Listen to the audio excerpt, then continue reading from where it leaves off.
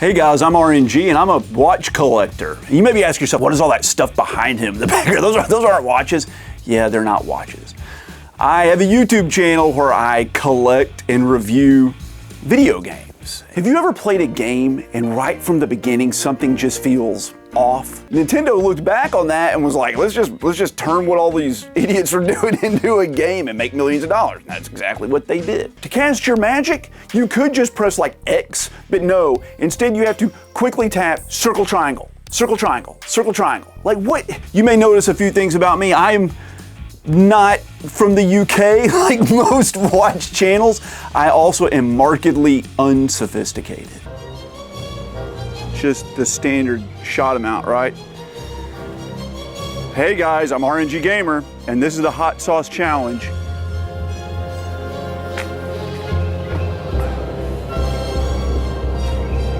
That was about that much of that bottle. But I do love watches and they've played an important role in my life. So let's talk about my freaking 32 watch collection. God, that sounds dumb. Whatever, let's just talk about it.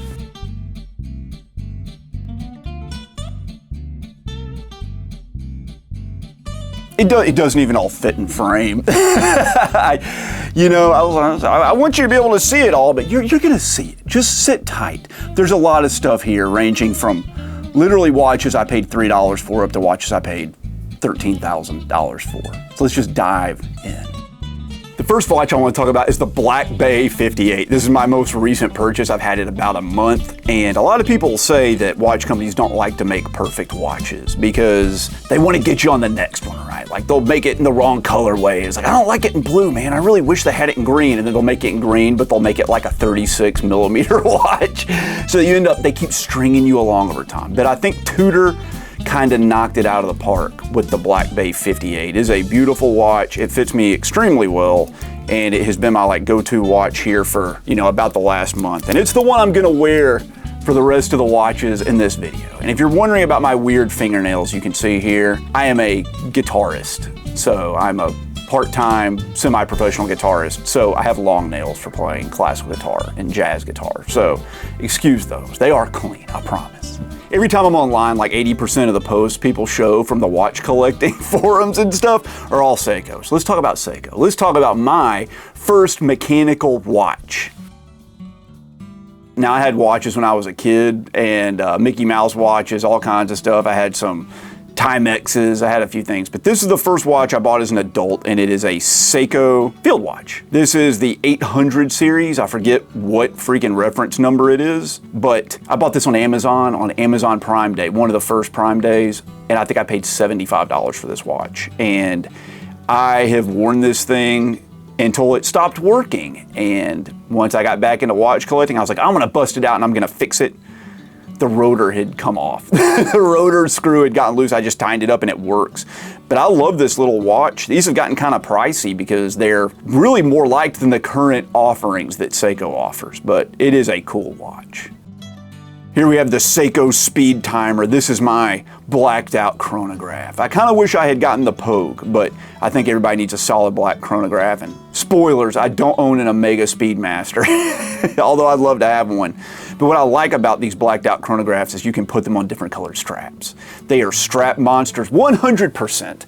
And I love that. And I swapped this one between a white and a green and a red and a blue strap and this yellow one. I even throw it on leather and it looks good on everything. And I like this watch. This is my kind of, I don't know, go everywhere, do anything watch in a way. It's an expensive watch. These are like, $500, $600, but compared to some of the other stuff I wear and other people wear, like that's reasonable. It's a reasonable watch. While we're on the subject of talking about strange chronographs, this is the True North Watch Company crosswind collaboration. This is a retro-styled racing chronograph that is in the, I don't know, Uno colorway. You have the primary colors of blue, red, and yellow with the green and the black. This is the anti-strap monster.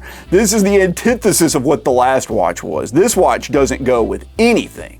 And the metal bracelet that it was included with is like one of the worst metal bracelets I've ever used in my entire life. And so I just stay away from that, and I throw it on different straps. I have posted online about like what strap would go well with this, and there's no consensus. People say this is the ugliest thing ever. Other people say lean hard into the terrible colors. That's what I tend to do. I lean hard into the bad colors. And so this is a cool watch. I bust it out on occasion when I'm feeling a little whimsical. And speaking more of crazy chronographs, this is the Revelot, or Revelot, or Revelot. I've heard all three. Mecca. This is the Le Mans chronograph, and I love this. This is what I like about chronographs. I like the subdials. I love all the crap that is all over the front of these watches, and this is just perfect with these like vintage, almost 60s and 70s kind of like sienna red and like sky blue. And I really enjoy this watch, and it has a bronze bezel on it. And I think that's so neat. I don't know if it's gonna patina like normal bronze watches will, but this is a freaking cool watch. And these watches are like 250 bucks or something like that. And I think Revelot kind of killed it with this watch for a cheap Mecca quartz chronograph. And I like Mecca quartz chronographs because chronographs are so expensive to have serviced, and Mecca quartz, like, you don't really have to get it serviced that often, if you ever do at all. This just hits all the marks for me. Even though it's a less expensive watch, I think they absolutely killed it with this one.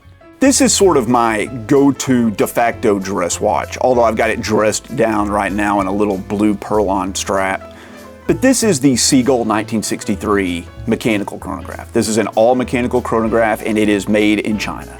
And what I love about this watch is how unabashedly proud they are of it being made in China. Most Chinese watches you see try to hide the fact they're made in China. They're trying to represent themselves as something else, but Seagull does not do that. And this watch is a stunning watch. It really stands out, and every time I wear it, I get compliments on it. As a matter of fact, I wore it the day I bought this Black Bay 58 to the Rolex and Tudor authorized dealer, and all the people working in there could talk about was how cool this watch is. These are cheap. These are like between $100 and $200, or at least they were before the current crazy pricing that's going on buying things off AliExpress, but I love this watch. There's some concern with it because when it needs servicing, it's going to be more expensive to service it than it is to just buy a new one, and I don't know how I feel about that. In my mind, I'm like, I'll get good enough at working on watches where I can service it myself, but I don't know. That might be a pipe dream. I don't know if I'll ever be that good. I'm not a big dress watch guy, as you can see. I'm pretty unassuming. Although I do dress up, I tend to like wearing more fun things. I like my watch to be the thing that stands out more than the suit. My dad, his whole life, worked really hard, and it was always his goal to own a Rolex, and he could never afford it. He had one for a little while, he had to sell it, and the last thing he said to me before he passed away was, "I wish I could have given you that Rolex." So it became my lifelong goal to own a Rolex. Not just the one he had, which I believe was a Datejust, but to have the one he always wanted, which was the Submariner. And here is my 2024 Rolex Submariner. It is a little dirty. I wear it. I actually wear this watch. It's probably my most worn watch, honestly. I love this watch. And I'm not rich, but it was a bucket list thing and I always wanted to do it, and I'm very proud of this watch. And I like to think my dad would have been proud of me too. But it's just stunning. And a Rolex is something that everybody's familiar with. And the amount of people that have talked to me about Rolexes and approached me when I wear this watch is just insane. It really led me down the hole of wanting to collect more. And I love this watch, and I loved my dad, and I'm glad I could have this and really honor his wishes, even though he couldn't give me one. This is the watch my father actually wore. This is a 1980s, probably 1987 or 88 Pulsar dress watch. It is quartz. It is beat apart. My dad worked construction, and he wore this watch every single day. And it was a gift from my mother, and I've had it ever since he passed away.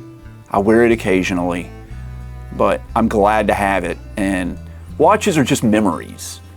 They're jewelry, yeah, we wear them to impress ourselves and impress other people and impress other watch collectors, but really we wear them to have a reminder on our wrist about the memories. So I'm glad my dad could leave me something behind, even though it wasn't a Rolex. It's just as precious. Now, before I ever owned the Rolex, my wife's uncle, my uncle-in-law likes fake watches. He's well-to-do in life. He could afford literally any watch. And when I say any watch, he could He could buy a Patek like that if he wanted to, but he likes fake watches. He likes to try out a lot of weird random stuff. He gave me a fake Rolex, and it broke. Guess what? You know one of the downsides to buying fake watches? You can't get them serviced. No one would touch that watch with a 10-foot pole. So I decided I would work on it myself and try to fix it. Surprise, surprise, couldn't do it. Couldn't find the proprietary parts. I went and ordered different movements. I tried all kinds of stuff. And so I just decided I would turn it into a Seiko mod. So this is what that watch became. It was a Submariner, and it was a, like a Kermit. It was a Kermit Submariner, and it looked fake as can be. Anyway, I replaced the bezel and everything. It still has the fake Rolex clasp on it. The fake Rolex bracelet is still pretty good. It's a pretty good, comfortable bracelet. But I decided to make it as dumb as possible. I did the who cares I'm already late in the gold, and I did the two-tone GMT bezel because you don't have any numbers on the dial. Why not have a secondary 24-hour marker around the outside? But it has a Seiko NH35 in it, and this is a goofy, knock-around, silly watch that I'll pull out on occasion. I wanted to keep as much of the watch as I could, because even though it was a fake, it was a gift, and it was sentimental.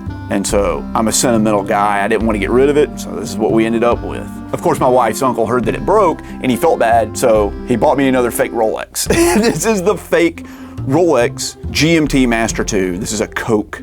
It's got the black and the red bezel. I love this watch because he gave it to me, but I'm not gonna lie to you. I wish he had never given me this watch, because now I want a GMT Master 2 and I want a Coke. I realized I like aluminum bezels on GMTs because the aluminum is like painted, it wears away, it starts looking vintage. The new Rolexes have ceramic bezels and they just look shiny forever. This is neat. The GMT hand doesn't really work, it's just for show. It advances at the same rate the hour hand advances, so it looks like a GMT, but I actually can't use it for a GMT function. And I don't have any GMTs. I wish I had one, although I don't really travel, and when I do, it's like an hour difference, but I just like them. I like the idea of them. Most watches have properties we're not gonna use. I'm not gonna go 300 meters underwater. I've never scuba dived in my life and have a bunch of dive watches. But it is cool and it is beautiful. Speaking of fakes, I don't like fakes. As a matter of fact, I don't really like homage watches that much. I bought a bunch of them to try things out, to see if I liked other kinds of watches, and I have to say it's been beneficial. I've found out that there are watches I don't like and I would never buy, thanks to buying a cheap homage. And there are watches that I bought that are cheap homages that made me realize I want the real thing. But at the end of the day, you know what you don't want? The cheap homage.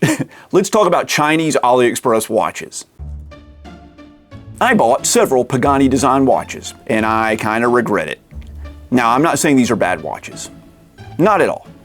There's nothing wrong with an homage watch. It's just like a woman's handbag.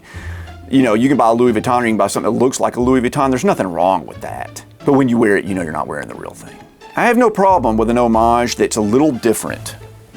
But Pagani Designs, brother, they love to just straight rip off a watch and just slap their name on it. This is a Rolex Daytona. This is a Playtona, the Platinum Daytona, and it just says Pagani Designs. This is a beautiful watch.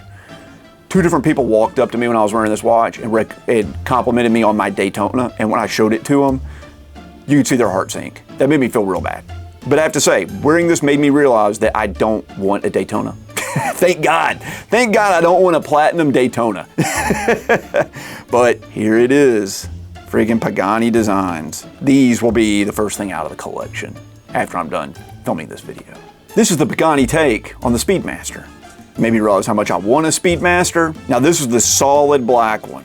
And I switched out the hands on this to red, and I think that really helped it out. And it does look good. This watch is good, and there are great reviews of this watch, and it's probably their most popular model. But this thing does not scratch the itch. As a matter of fact, a lot of these homage watches make the itch worse. That's the problem with them. They don't satisfy you and they make you hungrier for like the real thing. Neat chronograph function. It's a Mecca quartz. It's accurate. The specs are good on these. They're not bad watches, but we don't need watches to be good. I mean, all watches keep good time, more or less, right? It's the history you're wearing on your wrist and the memories. Do you want to make a good memory with this watch? Maybe somebody out there does. It just doesn't do it for me. So after I bought those and already felt bad about it, I decided to go out and buy another freaking Pagani.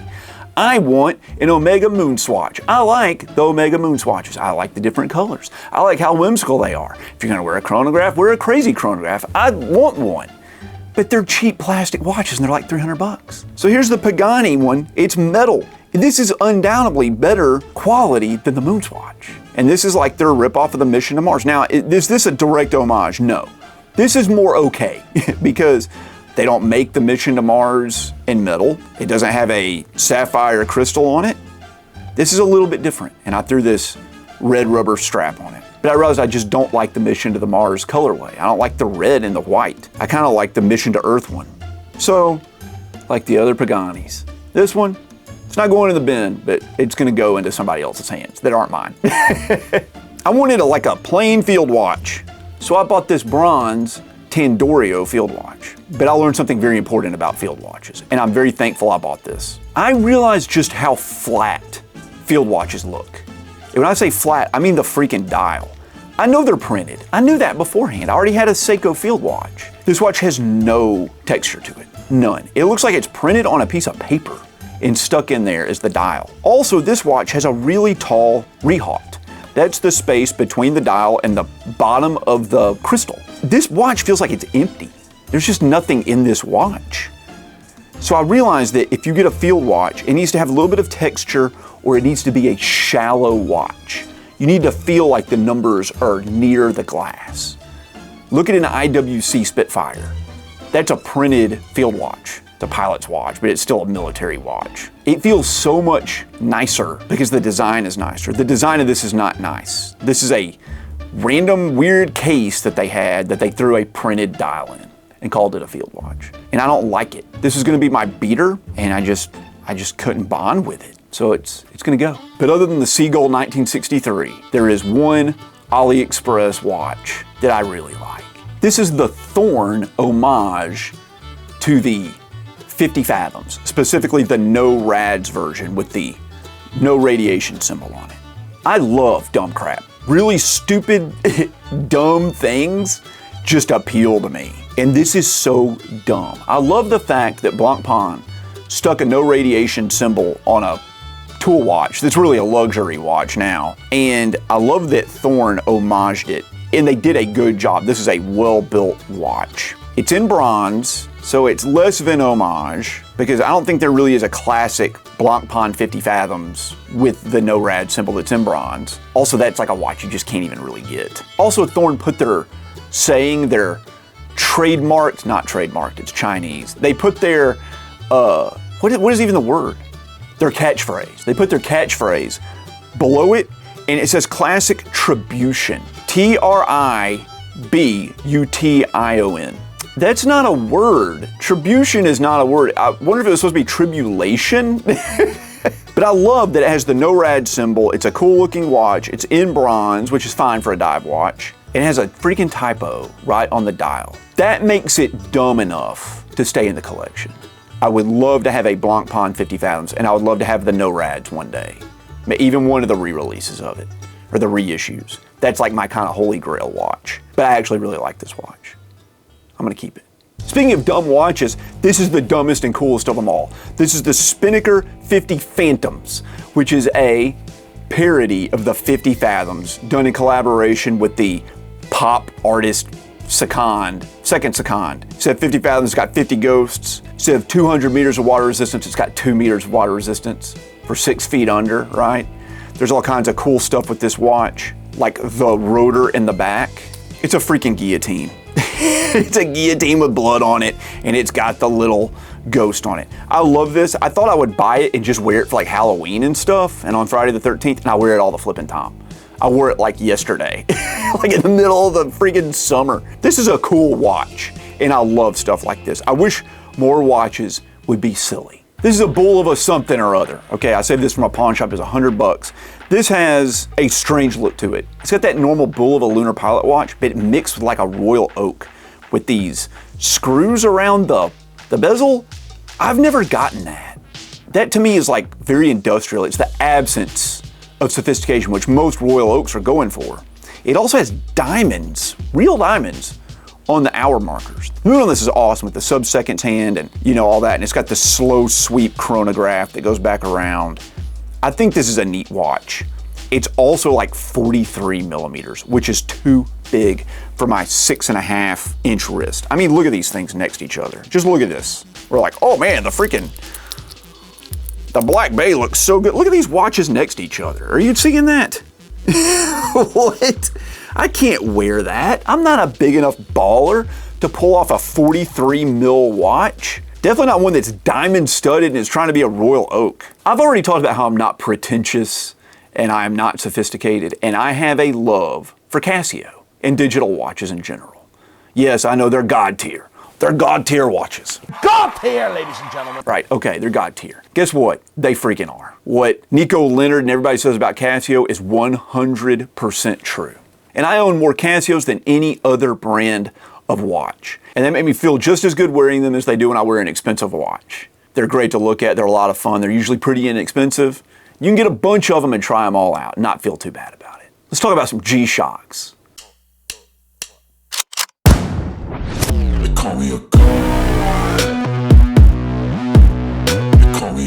I'm about to go off like a weapon. Fuel to the top, got a filled up engine. In my thoughts, obsession. I will not stop, no, I'm never second guessing.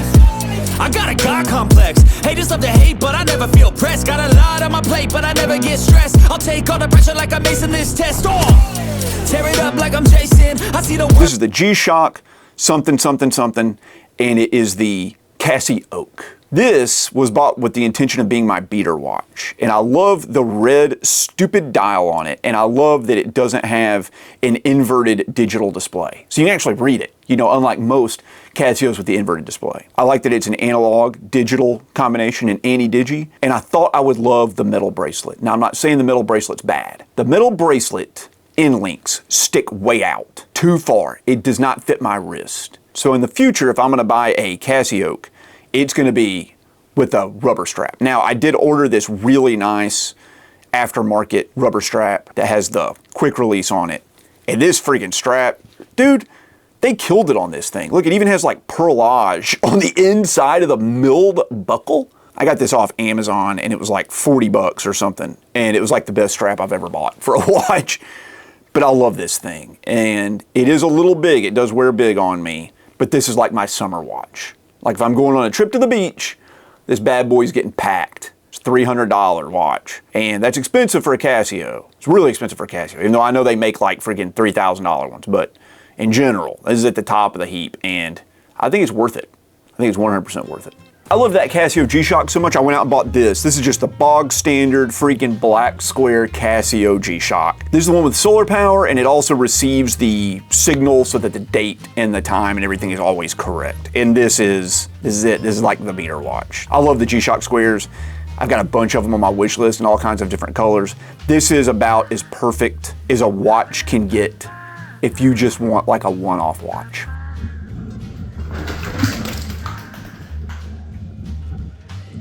If you just need one watch and you need it to look good and feel cool and gain attention and not break the bank, this is it. This watch looks incredible. It transcends fashion. It just always looks retro. It always looks modern, and it's bulletproof. Love this watch. But of course, you're talking about Casio, you gotta talk about the normal, just regular, everyday Casios. Buddy, those are the F91Ws, and I've got a stack of them and a stack of the variations of them. You got the regular old plain F91W. Shares a lot in common with its big brother here, right? This has the red outline and the blue text, and this has the blue outline and the red text. And that just always looks good. These are $16. Technically, probably the best watch you could ever buy for the money in the entire world. You're gonna get a lot more than $16 out of use and fun out of this. And this right here, this specific watch, is the #1 watch people have walked up to me in public and asked me about. That's so cool. I had one of those when I was a kid. My dad wore one of those. My chemistry professor wore one. You can just walk into Walmart and buy them. Very cool watch. I also have the same thing in the green and gold, which is also cool. A little bit more expensive. Only the standard ones are like 16 bucks. This is more like a $21 one. But I have to say, while the green and gold is cool, I don't like it as much as the blue and the red. I also have it here in the field green. I like this one a lot too. This was kind of my workout side watch, the watch I would wear when I cut the grass and things like that. I like the Casio field green watches, and this is no exception. I also have this silver baby blue one here, which I like too. This is gonna be my like summer go to the pool watch, but I realized something. I don't like clear watch bands because you could see your nasty, sweaty, disgusting, hairy arms under it. There's nothing worse than looking at someone wearing a skeletonized freaking Richard Mille, like $600,000 watch, and you see their sweaty, gross hair plastered to the back exhibition glass of that. That is disgusting. That is so gross. I don't have really hairy arms. As a matter of fact, most of the hair on my arms is like light blonde, but this just kind of kills it for me. I'll probably be giving this one to my daughter. My daughter wears a pink F91W, so I'm gonna be giving her this one. She can wear it. Not to say it's a bad watch, just the clear strap, just ugh. Ugh. Ugh. Ugh. This is not an F91W, but it might as well be. This is the whatever reference it is, but it's the chromed out F91W with the upgraded light on it. This is cool. This watch stands out. People love this. Same thing. People are like, my college professor wore one of those. My dad wore one of those. Very retro, very 80s looking. Fantastic watch. And of course, you gotta have the blinged out version of it. This is the all gold one. This is the most baller watch I technically own because this is a cheap watch. These are like 50 bucks and they draw attention. And then when people see them, they see this nerdy watch and it's just such like a flex watch to wear. Because it's like, I want you to pay attention, but I also don't care. That's what this watch is. And I really like that about it. This is a gift from my wife for Valentine's Day. And I love this watch. And I'm really into the fake gold Casios. I want to get a freaking gold Casio G-Shock square like this. I think that would also be a pretty baller move. And this isn't really an F91W. I forgot the reference of this watch, but it's very similar. It has a little bit of a change with this little circle here, but I love this yellow. This is not commonly found in the United States. This is more sold in other parts of the world where it's, you know, more popular. There's also this gray background that almost fades to a white at the corners. I just think this is like the best looking, really, of all of the little Casios we've talked about in this segment. I've heard them called the caution tape. I've also heard them called the bumblebee. I think those are both fitting, but I love this. And of all these little tiny, small F91W style watches, this I think is my favorite. They do wear a little small. Even on my wrist, I feel like the case shape is just a little bit too small. Like I said, my 11-year-old daughter wears these and they look great on her. And that's why I love the Casio World Timer. This is just the regular plain old Casio World Timer in silver and black. It's got a little bit of love on it. This is one of my most worn watches by far. It wears great, it looks cool. I did mod it and I put one of these like color gradient films on it because I just thought it looked cool, and I have to say, it sure does look cool. I like it a lot. I think it's an awesome appearance. This, in my opinion, is one of the greatest watches of all time. Just hands down. There's no better bang for your money than this watch. They cost $21. I have nothing bad at all to say about the Casio World Time. As a matter of fact, I liked it so much I bought it twice. Here's another one in black. I put another gradient. This one's like red to green. I don't know how I feel about it. It looks kind of sinister, but it also kind of looks like a cocktail.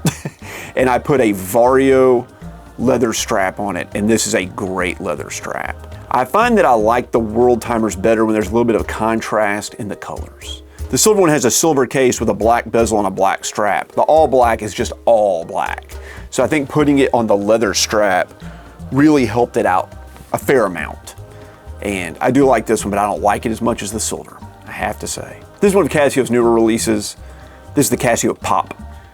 And I love this. I like it in the off-white, and I love the dial of this. People claim you can't see it too well straight on, and they're not wrong. You need to view it at an angle. But I love the minimalist look of this, while also having just an insane amount of freaking information on the front. I think that makes it very striking. And I like this in all white, and this is also one of my most worn watches this year. Also a $21 watch. I wish they made these in a bunch of different colors. They make them in like whitish, blackish, kind of like purplish, kind of burgundy-ish. Dude, just make like a baby blue one of these, or make like a highlighter yellow one. I will buy every one of them in an interesting color. But these muted colors, no thanks. Go bold or go home. And this is my current Mega Beater Casio here. I saved this from a pawn shop for 10 bucks. It came on a kind of Velcro strap. I haven't had it too long, but this is my current, I'm doing gardening, or I'm gonna like change the oil on my car kind of watch. Not G-Shock quality, but close enough. I like G-Shocks a lot, but even I don't want to dig in the mud with them. I like to wear them and show them off. I don't care what happens to this watch, man. We can light it on fire. That's what this is for, and that's what Casios are great for. I have one more Casio to show you. It's a vintage Casio. This is from a model they don't really even make anymore. It's unbelievably cool. I don't know why they don't remake this. This is the Casio Twincept. This one's from about 1994, 1995, and it is a ugly watch. I put it on this extra ugly Velcro strap to try to add some color. I don't think it helped. This isn't one that I wear very much. This is purely a collector's piece because it is an Anadigi watch. It has hands like an analog watch, but it does something really crazy. It has a digital display, and the digital display is above the face of the watch. It's not behind it. It sits on top like a hologram. And I think that is so freaking cool. Here's the chronograph function, and you can see it sits above the hands. That's such a cool idea. Why don't they do more of that? Do more of that, Casio. I love that. I hate that it's such an ugly watch. I hate it so much. I even want to like take the module out and put it in a different watch almost, just because I love the way that works. But that is so freaking cool. But what I love about this is the time here, it's a GMT. You can have two different times. You can set the hands to one time, and you can set the digital display to a different time. So much functionality here in such a cool package.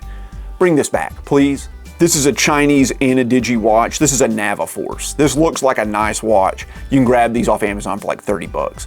This is a gift from my wife's uncle who gave me the fake Rolex, and I think he just gave it to me because he didn't want it. It's hard to read, it's too big, but it's, you know, a gift from him. Anyway, it was broken, it wasn't working. This thing uses 3 batteries. Uses 3 watch batteries. I changed the batteries out for him, and then he's like, you can just have it. I'm like, the batteries cost more than the watch is worth. But it is cool. It's very rugged, very military. I like the styling of it. I just can't wear it. I mean, it's a gigantic watch. It's like 46 mil or something like that. So this is a collector's piece for me now, even though it's not a very expensive watch. It does have a little bit of sentimentality to me. It was also a freaking nightmare to get open. And last but not least is one of my favorite watches of all time. My namesake watch, the RNG random number generator watch. I go by RNG, my YouTube channel gaming one is RNG Gamer. RNG stands for random number generator. All of the games I play and review are picked at random. And this is a random number generator watch made by TimeStop. Extremely cool. This is their steel case, but this watch is used for tabletop gaming. If you ever play Dungeons and Dragons or Risk or anything where you roll a bunch of dice, this watch is made for that. You select the type of die you want to use and the number of them you want to roll. So right now we're on like a D20 and I'm rolling 8 D20s. You hit roll, it adds the value of all the dice together. It's used for generating random numbers. And considering I do that on my YouTube channel, this watch is perfect for me. And I take this with me to conventions and I play games with people. You know, I'll give them money or, you know, do giveaways and stuff based on what they roll on here. Like I was recently at a convention and whatever number was rolled is how many push-ups the guy did. And he got like $5 for each push-up. Pretty cool watch. I love this. And I actually really like this style of strap. I don't know what it's called, but I wouldn't mind slapping this on quite a few different watches. That's my namesake watch, the RNG watch. Well guys, those are all my watches. Not all my watches, I have more. These are the watches I wear, or at least mess with sometimes. Thank you so much for coming to hang out. Let me know if you liked the video. I've never done a watch video before, but I hope you enjoyed it, and I do appreciate you hanging out with me. I'm gonna do more of these. This is a hobby channel. I'm not expecting to get 1 million subscribers on this channel. I just wanna have a good time and talk about watches with people that like watches. Thanks for hanging out with me. I'll catch you in the next one.